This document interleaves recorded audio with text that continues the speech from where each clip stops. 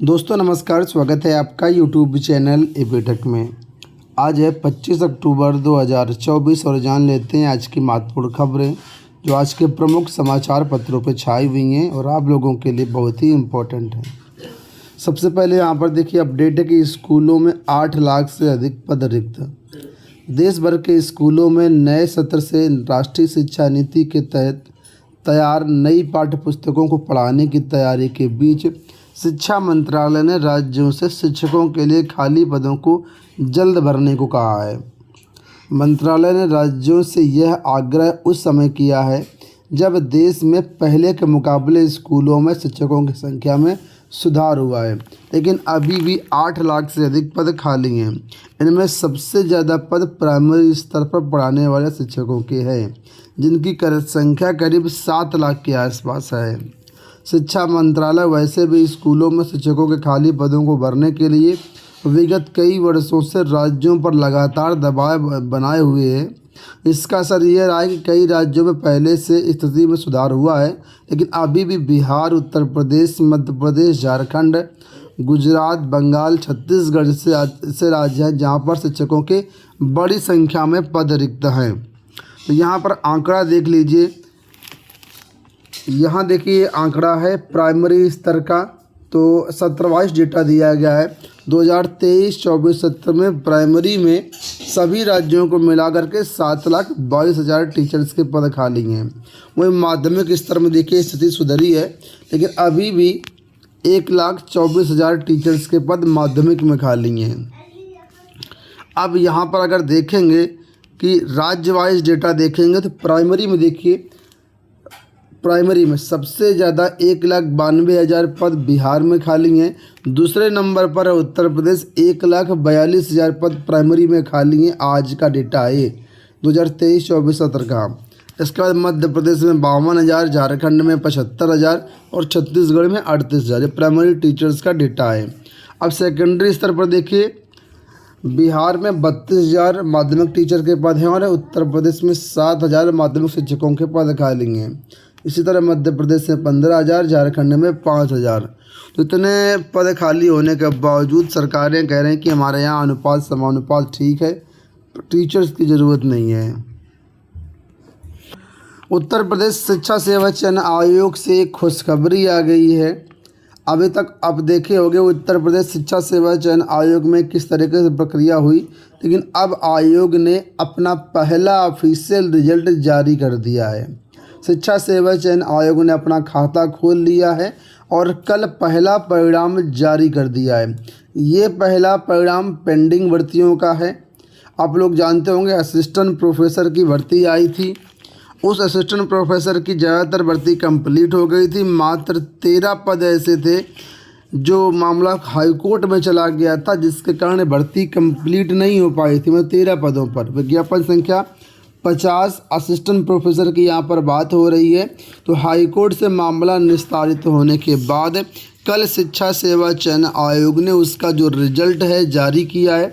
Assistant professor रसायन विज्ञान के 13 पदों का रिजल्ट जारी किया है और इस तरीके से आयोग ने अपना खाता खोल लिया है।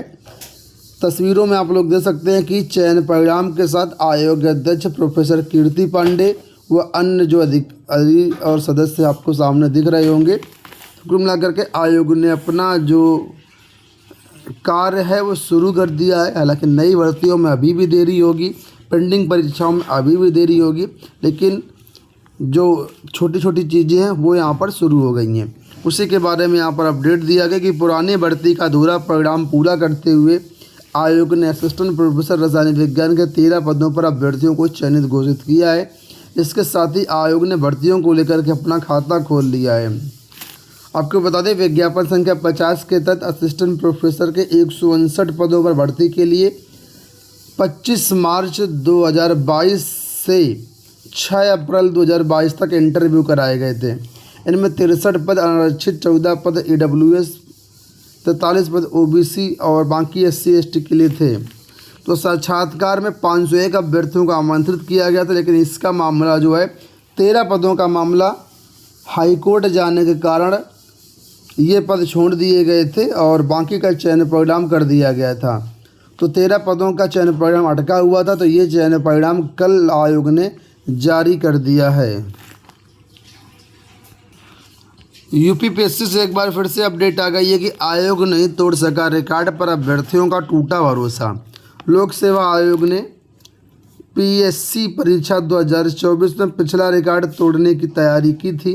ये तो नहीं हो सका, लेकिन परीक्षा को लेकर अभ्यर्थियों का भरोसा टूट गया है। परीक्षा कब और किस प्रारूप में होगी, आयोग ने अब तक ये स्पष्ट नहीं किया है। इससे अभ्यर्थियों की परीक्षा संबंधी तैयारी प्रभावित हो रही है। आप लोग जानते होंगे कि 2023 का अंतिम परिणाम 8 महीने में लोक सेवा आयोग ने जारी कर दिया था, जो एक रिकॉर्ड है। और आयोग ने इससे भी कम समय में पीसीएस 2024 का परिणाम जारी करने की तैयारी की थी, लेकिन मामला किस तरीके से प्रभावित हुआ आप लोग देखे हैं। और फिलहाल ये जो आयोग का एक भरोसा था, एक तैयारी थी आयोग की, वो टूट गई है, रिकॉर्ड टूट चुका है। लेकिन अभ्यर्थी परेशान हो रहे हैं कि आखिर परीक्षा कब कराई जाएगी। हालांकि ऐसे देखा जाए तो डेट दे दी गई, लेकिन परीक्षा 1 दिन में होगी, 2 दिन में होगी, इस पर अभी भी असमंजस बरकरार है। वहीं पर लोक सेवा आयोग विभिन्न भर्तियों के मुद्दों को लेकर के कल प्रतियोगी छात्र मोर्चा के अध्यक्ष विकी खान और की टीम द्वारा कल ज्ञापन दिया गया है। यहाँ पर देखिए ये ज्ञापन है, जिसमें अध्यक्ष सचिव के नाम ये ज्ञापन दिया गया और मुद्दे यहाँ पर 3 हैं। पहला मुद्दा है कि LTGIC एवं GIC प्रवक्ता का नया विज्ञापन अविलंब जारी किया जाए। दूसरा मुद्दा है LTGIC 2018 की तृतीय अवशेष शेषता सूची जारी किया जाए, क्योंकि पिछली सूची 1 वर्ष पूर्व जारी की गई थी। तीसरा मुद्दा है खंड शिक्षा अधिकारी का नया विज्ञापन जारी किया जाए। अनावश्यक रूप से 2 साल का इसमें विलम्ब कर दिया गया है, तो यहाँ पर छात्रों को ओवर एज भी मिलनी चाहिए। इस मामले में 3 सदस्यीय प्रतिनिधिमंडल मिलना चाहता है, उसकी अनुमति के लिए कल ये 24 अक्टूबर को ज्ञापन दिया गया है। यूपी बोर्ड से अपडेट है कि परीक्षार्थियों के आवेदन में संशोधन आज से। यूपी बोर्ड के हाई स्कूल और इंटरमीडिएट की परीक्षा के लिए आवेदन कर चुके विद्यार्थियों के आवेदन में कोई त्रुटि होने पर उसे संशोधित किया जाएगा।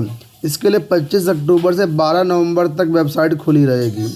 इसमें 6 तरह के संशोधन हो सकेंगे। नाम में केवल वर्तनी की त्रुटियों में ही सुधार हो पाएगा। परीक्षा का फॉर्म भरते समय अक्सर नाम की वर्तनी में त्रुटि रह जाती है।